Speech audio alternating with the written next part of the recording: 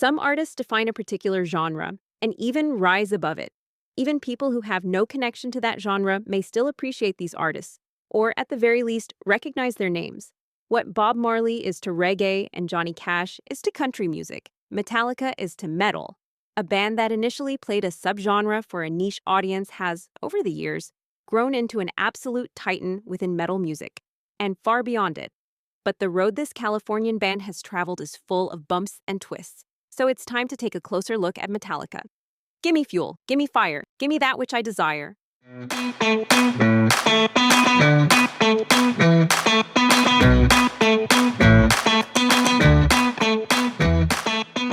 Hello, and welcome to a new episode of We're Only in It for the Music, a brand new YouTube series that takes you on a musical journey through videos about pop, rock, jazz, blues, soul, and funk. In other words, from ABBA to Zappa and everything in between.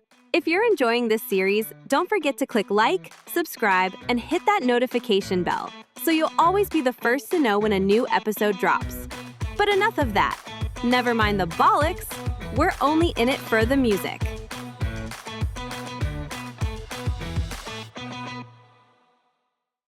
All right, folks, the time has come. It's time to ask ourselves the big question. Is it really that bad? This question refers to albums by major artists that were heavily criticized at the time of their release, by both fans and critics alike. In this video, I will be revisiting those albums with fresh ears, listening carefully, and trying to answer that burning question. Is it really that bad? Now, when we talk about Metallica and poorly received albums, most people will immediately think of the obvious choice, Saint Anger from 2003. And to be honest, when it comes to that album, we can keep it short, clear, and to the point.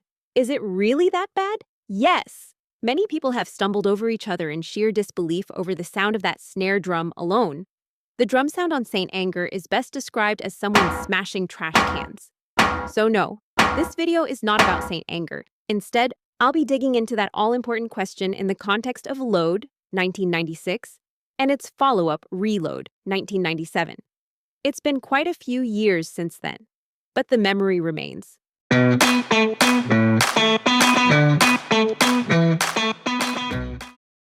When we look at Metallica's timeline, it's filled with strange turns, unexpected shifts, and experimental phases the band went through, either to stay relevant or simply to survive. And still, they've remained at the very top of the global music scene for nearly 45 years. Metallica started out in 1981 as a thrash metal band from California and quickly built a fiercely loyal fan base.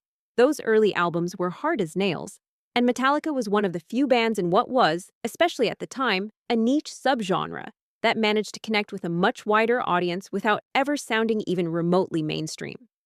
After releasing 3 thrash metal albums, now widely considered absolute classics of the genre, tragedy struck when bassist Cliff Burton died in a tour bus accident. The first album featuring his replacement, Jason Newsted, and Justice for All, 1988, was a commercial success, but also sparked controversy. The new bassist was practically inaudible in the final mix, and the fact that these metal gods had the audacity to make an actual music video clip for the epic One, that rubbed many early fans the wrong way. Metallica was accused of selling out. A metal band making a video on MTV? Outrageous! But it was a different time. Then in 1991, Metallica took their commercial appeal even further by releasing an actual rock ballad. How dare they? Nothing Else Matters is now arguably the band's most famous song, and even people with zero interest in metal can appreciate it. Metal or not, it's just a damn good song. A timeless classic. The self-titled album that featured Nothing Else Matters, commonly referred to as the Black Album due to its minimalist all-black cover, was, despite the backlash, a massive commercial success, arguably one of the best-selling metal albums of all time.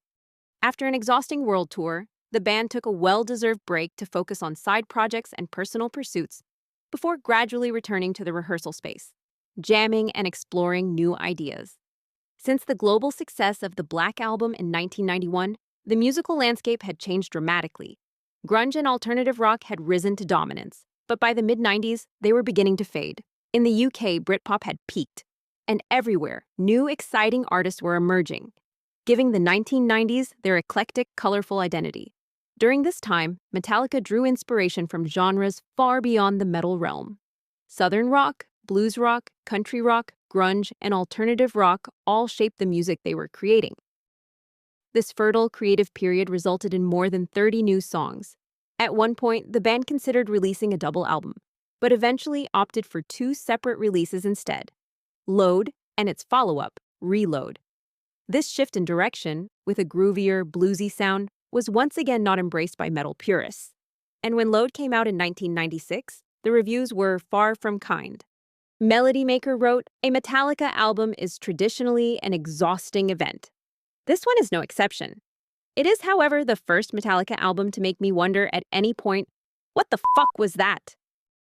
John Perelis of the New York Times wrote, "For the first time, Metallica sounds as if it's looking over its shoulder, wondering where it fits in the era of grunge." Perelis questioned whether Metallica was trying to jump on the grunge bandwagon, a musical shift seemingly driven by the band's own uncertainty about their relevance in the changing music scene. Howard Cohen of the Miami Herald wrote, "Load sounded tame compared to Metallica's previous records." Stephen Thomas Erlewine of AllMusic called Load repetitive, uninteresting, and poorly executed. Even fellow musicians weren't impressed. Slayer's Kerry King, speaking to Kerrang! In 1996, said the music lacked attitude and fire. So one thing is clear, Load will never go down in history as a classic Metallica album. Had they compiled the best tracks from Load and ReLoad into one single record, the reception might have been more generous. At 78 minutes long, Load is certainly on the lengthy side. You did get a lot of music for your money. If the music was good, that is for sure. CDs in the mid-90s were expensive, so bands often packed them full. But did this emphasis on quantity come at the expense of quality? Many fans and critics saw the album's extended runtime as a sign of self-indulgence. And for those who couldn't afford pricey CDs, a free MP3 platform like Napster offered an alternative. Metallica saw this as outright theft, and famously launched a public lawsuit with major reputational damage as a result. Unless you download it until it sleeps from Napster. Then you're going to motherfucking jail. You're motherfucking meat. You'll be some fat, greasy, tattooed bastard's buttery cornhole. Who do you think you are? I mean, just, because you, made us rich, you think you can get free stuff? Songs that we spent upwards of, 24 to 48 hours writing and recording? I mean, James blew up for you. He ignited into a fiery inferno for you people. Fire bad! Fire bad! Our team of lawyers and researchers have your names, and we're gonna hunt you down like the table scrap pilfering grab asses you are. Grab asses bad! So to conclude, rock on, Metallica fans. We'll see you on tour this summer, and you Napster users, we'll see you in jail getting gang raped. Money good! Napster bad! This year, an enormous Load/ReLoad box set was released, featuring outtakes, demos, rough mixes, live recordings, and more from that era. The box includes 15 discs, perfectly in line with the sprawling runtime of the original albums. Ironically, much of the content in this expensive box set is now freely streamable online. Times have changed, but the memory remains. Just like the question, is it really that bad? For a metal purist, Load will never be a favorite, and there's little point in trying to convert die-hard thrash metal fans. By now, Metallica has built such a vast and varied legacy that there's a phase or an album for just about every fan to connect with. To answer the question at hand, I pulled my copy of Load off the shelf and sat through all 78 minutes of it.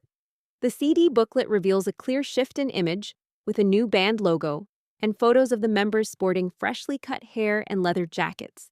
Even more fuel for the fire for those long-haired headbangers. But is there nothing to rock out to on Load? Of course there is. The album kicks off with up-tempo energy on Ain't My Bitch and delivers a handful of strong tracks like The House Jack Built, Until It Sleeps, King Nothing, Hero of the Day, Bleeding Me, the country-tinged Mama Said, The Thorn Within, and The Outlaw Torn.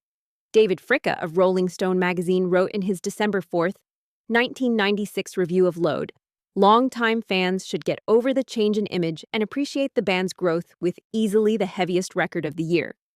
Perhaps the most accurate observation of them all. ReLoad, the follow-up to Load, was received even more lukewarm by critics at the time, but it definitely has its strong moments. It's just not the Metallica that unleashes blistering 8-minute thrash metal assaults on your eardrums. Still, with Fuel, Metallica blasts off with a raw, hard-rocking opener that hits all the right notes. Now, Metallica teaming up with a musical figure from the 60s can go terribly wrong, as proven painfully by Lulu, the double album collaboration with Lou Reed. A handful of second-rate rejected metal riffs with Reed muttering over them like a senile old man. That was truly an assault on the ears. But their duet with Marianne Faithfull on The Memory Remains still holds up surprisingly well. It reveals a more mature, grown-up version of Metallica, one that's confident enough to explore different textures and tones. The Unforgiven 2, a sequel to the Black Album's The Unforgiven, is far mellower than your average Metallica track, but it remains a very strong rock song. Turn the pages, turn the stone, Hetfield growls in his trademark raspy voice. A few years later, the band would even cover Bob Seger's Turn the Page, so perhaps this was already a sign of things to come. To be fair, most songs on ReLoad go on for a minute or two too long, which makes it hard to stay fully engaged. If a track like Carpe Diem Baby had clocked in at 3.5 minutes instead of well over 6, it might have been much easier to digest. Where the Wild Things Are stands out as one of the album's highlights. Prince Charming rocks along nicely and keeps ReLoad from collapsing under its own weight too early. Low Man's lyric, with its almost Celtic folk-like vibe, may sound out of place, but it's actually a very effective and well-crafted song. Here, Metallica shows it's not afraid to slow things down and lean into melody. And finally, Fixer closes the album on a strong note. All in all, at least half of ReLoad is definitely worth your time. So, to finally answer the question, is it really that bad? I have to say, no, definitely not. Load and ReLoad are not bad albums, and they deserve a better status than they currently hold within Metallica's discography. Sure, they probably should have combined the best tracks from both into one solid album. That wouldn't have satisfied the purists, because the musical style strays too far from the thrash metal days, but at least people wouldn't have had as much reason to complain about the weaker tracks that weigh these albums down. That said, I went ahead and rated every single song from Load and ReLoad to see which album holds up better overall. The final scores? Load ended up with a 7.2, while ReLoad came in just slightly higher with a 7.3. So the two albums are extremely close, and depending on your perspective, are equally strong or equally flawed. To summarize in the simplest terms possible, Load, Good. Saint Anger, Bad. ReLoad, Good. Lulu. Bad. And that was episode 1 of the series. Is it really that bad? I truly hope this answered your question satisfactorily, even. So now I'd love to hear from you. What do you think of Metallica? What's your take on Load? What's your take on ReLoad? Do you think these albums are really that bad? Or do you actually have some fond memories attached to them? Because you know the memory remains. Remember, leave a comment below, and don't forget to check out the Spotify playlist linked in the description, where you can listen to the strongest tracks from Load and ReLoad back-to-back, selected by me. It'll save you a lot of time and a fair number of mediocre songs. You're very welcome. Thank you so much for watching. See you next time. And in the meantime, drop the needle, press play, and remember, we're only in it for the music.